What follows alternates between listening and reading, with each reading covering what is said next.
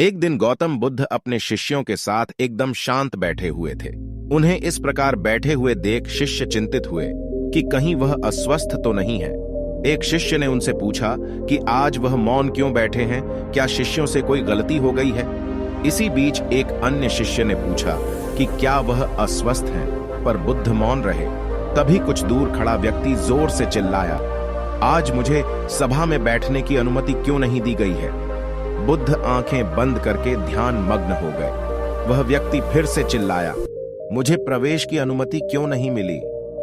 इसी बीच एक उदार शिष्य ने उसका पक्ष लेते हुए कहा कि उसे सभा में आने की अनुमति प्रदान की जाए। बुद्ध ने आंखें खोली और बोले, नहीं, वह अछूत है, उसे आज्ञा नहीं दी जा सकती। यह सुनकर शिष्यों को बड़ा आश्चर्य हुआ। बुद्ध उनके मन का भाव समझ गए और बोले, हाँ, वह अछूत है। इस पर कई शिष्य बोले, हमारे आश्रम में जात पात का कोई भेद ही नहीं, फिर वह अछूत कैसे हो गया? तब बुद्ध ने समझाया, आज वह क्रोधित होकर आया है। क्रोध से जीवन की एकाग्रता भंग होती है। क्रोधी व्यक्ति प्राय मानसिक हिंसा कर बैठता है, इसलिए जब तक वह क्रोध में रहता है तब तक अछूत होता है। इसलिए उसे कुछ समय एकांत में खड़े रहना चाहिए। क्रोधित शिष्य भी बुद्ध की बातें सुन रहा था।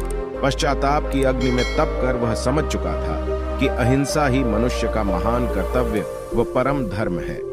वह बुद्ध के चरणों में गिर पड़ा और कभी क्रोध न करने का प्रण लिया। शिक्षा, आशय यह है कि क्रोध के कारण व्यक्ति अनर्थ कर बैठता है और पश्चाताप उसे बाद में होता है, जिसका कोई लाभ नहीं मिलता। इसलिए हमें क्रोध नहीं करना चाहिए।